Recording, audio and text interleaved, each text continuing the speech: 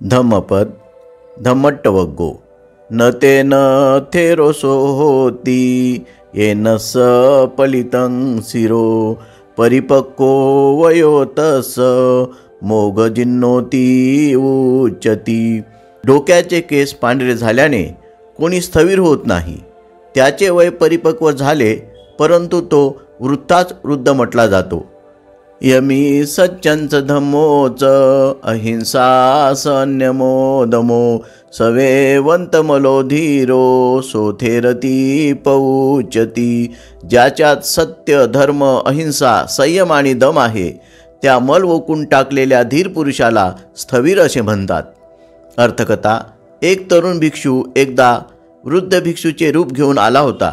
जेव्हा बुद्धांनी त्याचा उल्लेख केला तेव्हा काही भिक्षू दुखावले गेले। त्या प्रसंगी बुद्धांनी ही गाथा उच्चारली।